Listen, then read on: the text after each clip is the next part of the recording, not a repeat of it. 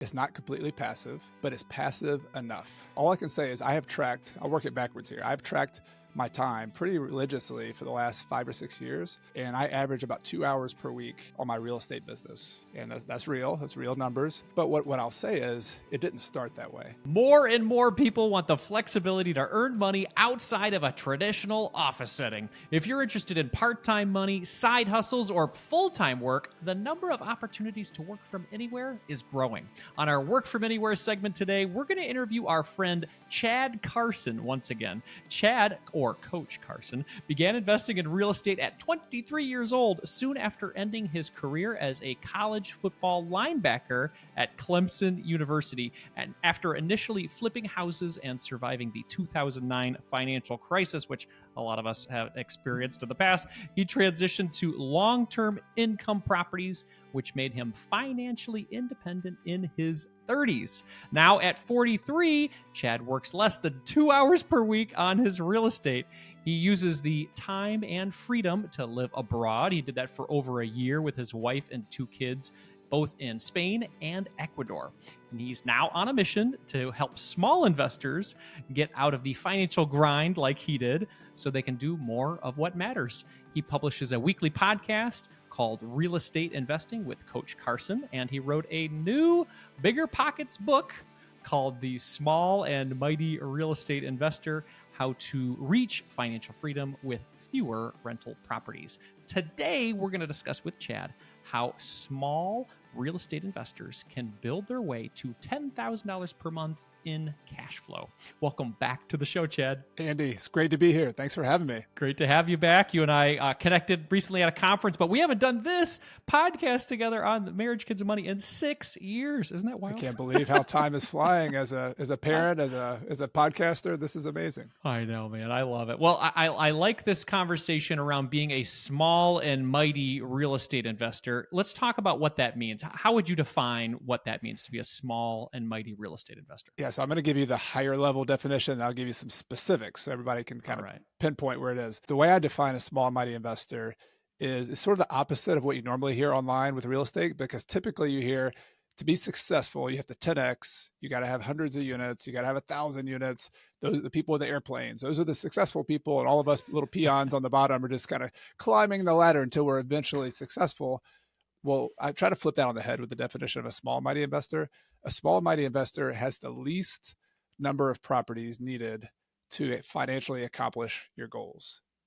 So it's the least instead of the most. It's kind of like I was a biology major in college, and there was this definition called the Occam's razor, which was about, in science, the theory that's the simplest is typically the right one that you want to use. And so this is sort of that approach with real estate investing and with finance. Is the simplest solution you can have is the best, because you get the money you need, but then you have the time, the mobility, the flexibility to do all those things you want to do. So that's like the higher level definition. But in practical terms, most people that I see, I mean, I've had people that I've seen with 1 or 2 properties that I featured in the book. And then I'm on the bigger kind of side of a small and mighty investor. I have a business partner, and the 2 of us have 33 properties together. So you could say like my half is like 15 or 16 properties. And then some of those are multifamily properties. So we also have, I have about 50 units on my side. My business partner has about 50. So, somewhere in between there is a happy space. We could talk about what the numbers look like, depending on if you're like a low cost of living area, a high cost of living area. But the point is, you don't have to have hundreds of properties. 1 or 2 properties, 5 properties, 10 properties can accomplish a whole lot of financial goals. So what you're saying is, if I don't have the jet, I'm still okay. Yeah. Yeah. The jet and the Lamborghini and the house and, the second house in Hawaii, all those, none of that is necessary. It's pretty pervasive out there in the social media landscape, at least every time I go on there. So I'm glad to hear your message. I agree with you. The problem with more and more and more and more is that it never ends. And I don't think that's the type of message that we're trying to put out there. There's a level to which what you need. I mean, even a little bit of what you want can be solved with a lot of these types of things. Now you've been involved in real estate for, what is it, 20 years now, Chad? 21 years, yeah. 21 years, that's incredible. Now, the game has probably changed a lot for you in 20 years. Can you tell us a little bit how it's changed or would you do things differently than you did when you started at this point? Yeah, the way my journey as a rental investor started, I've sort of been where I had to survive first. So like I graduated from college and I had to just put food on the table as an entrepreneur. So it really, if you got technical, it wasn't, I was actually not investing in real estate when I first started. I was actually flipping houses Mhm. and finding deals. And that's just like somebody who sells cars or somebody who sells, any kind of widget or somebody who's a technician, like I was just trying to put food on the table. That's what I did for the first 5 or 6 years that I was in my early 20s. But eventually I started getting into the game of doing like house hacking, where you live in one, you live in one unit and have a duplex or a triplex or a fourplex or a accessory dwelling unit or something, and you rent those out to help pay for your living expenses. Once I started doing that, started dip my toe in the buy and hold rental world, I realized like this is it's not going to make me rich overnight, but man, if I could really like start planting these seeds of these long-term rental properties, eventually those seeds will blossom into these fruit trees that will pay me over and over and over again. And so I kind of started with the quick flip, kind of making active money, but then now I spend almost all my time, and that's really what's changed a lot for me, is that I mainly invest in rental properties. And it's the cool thing about that is it's passive enough. I don't, it doesn't get 100% passive, but I spend very little time now that I have a mature portfolio. You can get a full-time income eventually. It takes some time, but without having to, take all the time of a job or flipping houses or doing all that. I love that. Yeah, no, something that has changed over the 20 years are mortgage interest rates. Now, I was looking back at the history. They're kind of similar to probably when you started in the game, but should that give people pause right now with how high mortgage interest rates are with investing in real estate? I think if you were investing 2 or 3 years ago and interest rates were 4%, and now you're looking at 7 or 8%, it's challenging to get your head around. But I think like anything in life, you have to take some historical context. And I always like studying history of whatever you're trying to do. And in real estate investing, historically, 6 to 7% interest rates have been sort of the norm for most of at least the modern history of the United States, at least. And so I think to take that into account, that is pretty normal to have this. The other thing to take into account is these things change over time. And in the current climate we're in 2024, if you're listening to this, as things change, there's a lot of opportunity because everybody else is kind of throwing their hands up saying, oh man, you can't make deals cash flow. But what it actually means is it's a little bit more of a normal market, because a couple of years ago when interest rates were really low, it was really difficult. You have to compete with dozens of people to buy a property. And so I think there's the flip side of a changing interest rate market is that if you can figure out how to do that, if you can think outside the box, get creative, buy properties at a little bit lower prices, then you can actually find more opportunities than were available 2 or 3 years ago. I love that. Yeah, that's a very good point. The competition's a little lower, even though the price might be slightly higher than what it is, but historically pretty Yeah. normal. Let's talk about this general case study. If somebody wants to say, "Hey, this would be great. I think I could get into this. I understand that it's going to take some time, but I would love to eventually make $10,000 a month and have this be whether as a side hustle in the beginning or eventually my full-time income and do what Chad's doing, where it's just a few hours a week." Is this feasible for someone to eventually do in the market that we're in right now, to make $10,000 per month in real estate? Yeah, it's totally doable. And I'll give you like I like simple math. Like I like to Yeah. give, but I like to give examples because I think it makes it more real. Is that let's just say like over the very long term, let's say over the next 30 years, you want to accomplish the 10,000 a month. And I'm going to show you how you could probably do that sooner. But let's start Mhm. with a more conservative approach. That if you just bought one property per year, and let's say this property in today's terms rents for like $1,800 per month. And I picked that number because that's in my area. I know if you're in California, in the Bay Area, maybe the rentals are 2,500 to 3,000. If you're in some areas, it might be $1,000. But my area, you can get a single family house that rents for about 1,800 bucks per month. Now, like the important part of those numbers is that one property, you have expenses on that property. You have to pay taxes, insurance, maintenance. You probably want to hire a property manager in some cases. So let's just say that out of that 1,800 you collect every month, $800 is gone and all those operating expenses. And that's everything but your mortgage payment. And I'll tell you why in just a second. So you'll have to get a mortgage payment too. But my game plan would be, let's buy one property per year for the next 5 years or 5 to 10 years. But then over the next 30 years, you pay that property off because your tenants, you're collecting rent, use that rent to pay your mortgage payment. Maybe you're able to save up a little bit extra money. and you pay off the debt. So I know you've been into debt payoff in the past, right, as well, personally, but you can also do this with your rental properties. You can use it as a retirement plan to use all your extra cash flow to pay off the debt on your properties. You can do like a debt snowball, or you could sell some properties and pay some off. We could talk about some of those details, but the point is, if you had 10 properties, each one rented for $1,800, you had $800 in expenses on each property. The simple math is each property, if you paid all the debt off, would produce $1,000 per month in net rent after all those expenses. So $1,000 times 10 is $10,000 per month, or $120,000 per year. And it's very doable that over the next 30 years, you could save up extra cash, buy those properties, pay them off. And that you would still be way ahead of almost everybody else who's trying to retire, because you'd have these rental properties that today rent for $1,800, but they're probably going to rise. The rent's going to go up with inflation over time. It's not going to be, consistent. It goes flat for a couple of years and it goes up. But the point is, like, these simple little single family houses that you buy one at a time could turn into 120,000 or the equivalent in the future, just being like a small money investors, doing a little bit at a time. And I'd love to talk about how you could accelerate that, but I just want to let that sink in, because just such a simple plan. It always blows me away. 10 properties, 10,000 a month, $120,000 per year. And it doesn't have to be that complicated. Absolutely. Yeah. I mean, you think about traditionally investing in a 401k or things like that, it could just as long take 30 years, 40 years for you to build up that amount in order for you to live, live on in retirement. Actually, probably even more difficult, would you say? Yeah, I think so. I mean, I like stock investing too. I like index funds. So it's not an either or. But I think for those of us who like to have a little bit more control, or maybe we even could say we're control freaks, like we like to know that we have a little bit more influence over our retirement. That's what real estate's for. Real estate is something that people say the negative is that you have to get your hands dirty a little bit and go in and buy the property. I say the positive is that you get to go in and get your hands dirty, because you get to choose the property you buy. You get to choose the financing you get to choose your tenants, or choose the manager who gets the tenants. And so I think it gives me a lot of empowerment and hope that, okay, I've got some control over this. This is not something where the stock market is just going to go up and down, and I'm going to have to be nervous about that.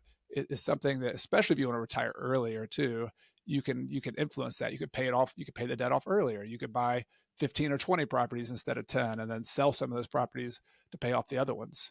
So it's I think all of that is a really empowering reason that people get into real estate, and it's worth, the quote hassle or the extra effort you have to put in to get the properties up front. I love that. Well, let's talk about some first steps then. Let's say I like this plan of the 10 houses in 30 years, and yes, I'll figure out ways to accelerate it over time as I grow some skills, or learn to pay it down.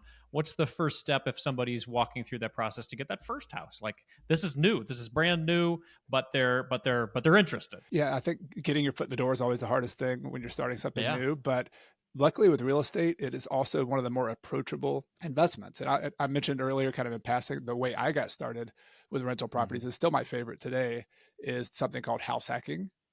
And so here's the concept. In general, you have to live somewhere and you have to have a residence. So why not combine the idea of living in a residence with your first rental property as well? That's what house hacking is. And there's a lot of cool variations on how you can do this. The classic way that I did was I bought a 4-unit building. So I had one roof, 4 units. I lived in unit number 2 because that was the least desirable unit, and I wanted to rent the other 3 units out that were more desirable and easier to rent. But I fixed this property up as a 24-year-old. And the cool thing about moving into your rental property is the financing is always the hard part. And owner occupant financing for real estate, they have 3.5% down payment programs. They have 5% down payment programs. If you're a veteran, thank you for your service, you can get a 0% down payment VA loan. And so all of these owner occupant financing programs are out there with lower down payments, with really good interest rates compared to a typical investment loan, which would be like 20% down or 25% down. So let's just make those numbers real. If it's a $300,000 property and you want to buy it, 5% down is $15,000 instead of having to put up 30, 40, 50,000 bucks. So that's kind of the most approachable way to get into investing. Now, not everybody wants to live in a residence, and I get that. So it's not for everybody, but if you're willing to do that, I'd say that's plan A.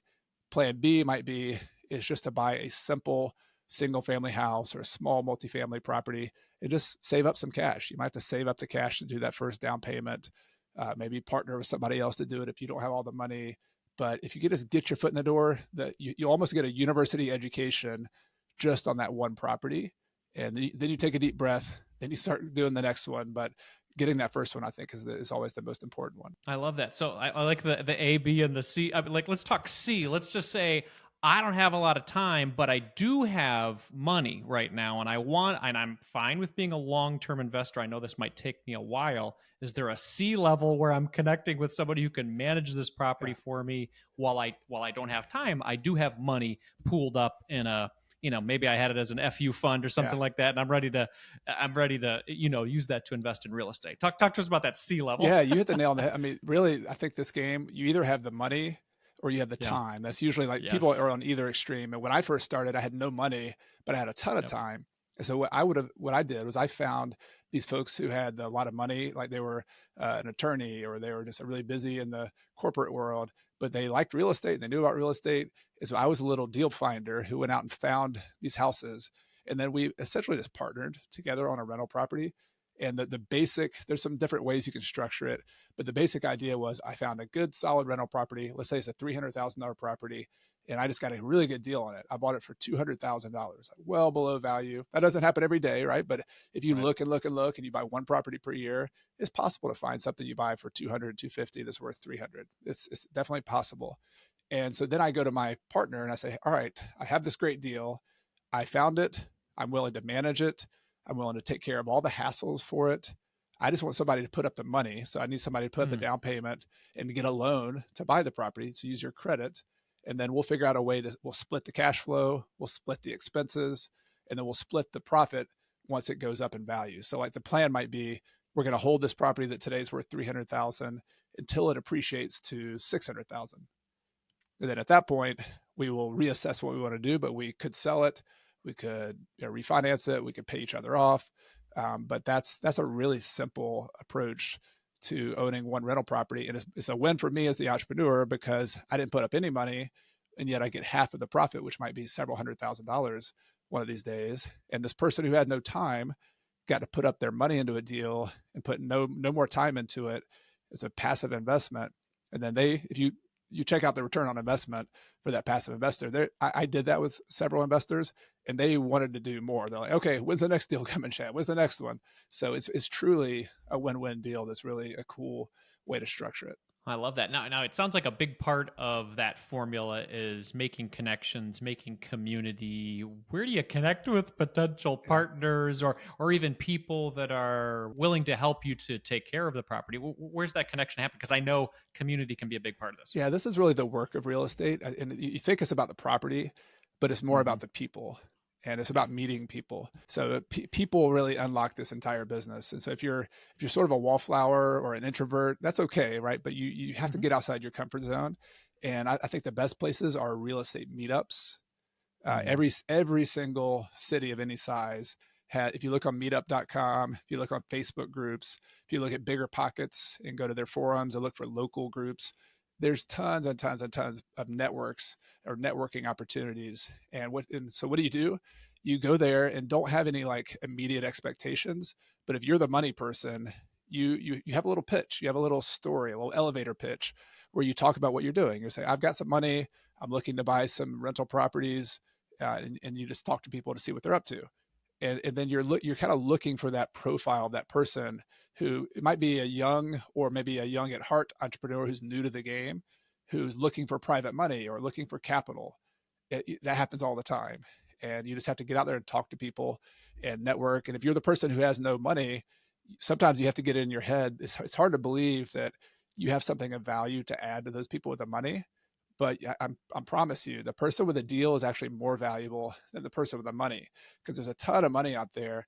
But if you're a trustworthy person who's willing to treat people well and sharing your profits with somebody else, there's money out there. You just got to meet them, and just don't be in a hurry. You don't want to it's like kind of like a marriage. You don't want to jump into a marriage right away. You want to date a little bit. You want to get to know each other. You take your time, understand if you're aligned, if you have similar values. But once you find that person, I've worked with the same private lenders and partners, for 21 years. Like it's just a repeat business. It's worth it because once you take care of each other, I've kept a small group of people who've helped each other out over a long period of time. And it's the idea is that trust is really fast. Like when you trust people, the whole business flows and it makes it easier. And so it's worth the effort up front to build those trusting relationships. I love that. Now, you've been at this for 20 years. You and I chatted 5 or 6 years ago, and you still had this beautiful time freedom that we were talking about before. Talk about what that time freedom has allowed you to do as a father, as a community member. How has it changed your life? Yeah. So my wife and I, when we first met, like on our first date, literally, we talked about like, hey, would it be cool to go travel abroad and live abroad somewhere?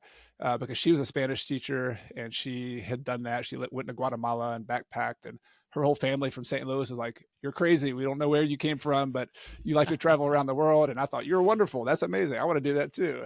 And so we sort of gelled on that idea. And once we got married, 2009, we went and backpacked around South America and Spain, and I learned to speak Spanish. So that was sort of my hobby on the side. That was actually my pickup line with my wife was like, hey, we're in yoga class. You teach Spanish? I want to learn Spanish. Wouldn't that be cool? As corny as that sounds, that it worked. It worked with her. It worked. And so we've been going on these, so-called mini retirements ever since then. And so we started in 2009 before kids. We went for 4 months, and we weren't financially independent at that point. We just saved up our cash, like you save up money for a car. And we went and took our backpacks and traveled around, and it was the best experience I've ever had. It was like a unlock moment for me because I'm sort of a type A go-getter, goal setter, which maybe a lot of people listening to this, if you're a financial freedom type person, you're probably have some leanings that way. It took me like 6 weeks just to relax, just to take it easy. And I could almost feel like an unlocking in my chest. It's like, and so once I got hooked on that, this idea of like, it's almost like you're climbing a mountain, financial freedom's at the top, but that's a long journey. Along the way, you take these plateaus and you take a break, whether it's 2 weeks, 4 months. Eventually for us, once we had kids, we went for 17 months to Ecuador. I think that's the last time we talked on the podcast. And we lived there, and our kids were 3 and 5, and we wanted them to become fluent in Spanish and experience another culture. And so they went to local schools. We got to know the parents of other people at the school. We got to know other expats living in the area. This was in Cuenca, Ecuador. And again, just an amazing experience with my kids. I got to see them go from like scratch, not speaking any Spanish, to like flying past me and like correcting me at the table saying, Papa, no se dice eso, no puede hablar. So you can't speak that way, Dad. You're talking with a bad accent. And I loved it. I loved being corrected by my kids. And so we've done these intermittently. We did it in 2009, 17, and then we did it again last year in 2022 and 23, where we moved to Spain, to Granada, Spain. And our kids were 10 and 12 at that point. Wow. So a little bit older. And we're kind of on the cusp of a new era now. My older daughter's like, I'm not sure I want to do these trips anymore, Dad. I want to stay home. But that's life. Things change a little bit. But it's given us this space and this time to not just rush through life, just to be present, to have something new with our kids, to give them an experience, to get to know them better, to get to know each other better. So it's been the best thing for our marriage, first and foremost, and our family, I think. But it's also been really good for me as just a personal growth and kind of pushing back on those tendencies, which I think are pretty common in our culture, to always go, rush. And all of a sudden you wake up 30 years later and you've missed some of the experiences that you really wished you would have paid attention to. I love that. Yeah, it gives you that time freedom, gives you that margin, as you talked about these plateaus where you can just breathe it in a little bit and decide, am I headed in the right path? Am I enjoying the family path that we're on? And is it the way that we want to continue listening? Now there's somebody who maybe found this podcast or they're listening online and they see the headline of making $10,000 per month in passive income. And Chad, they're calling BS, man. They're saying that the real estate requires a ton of work.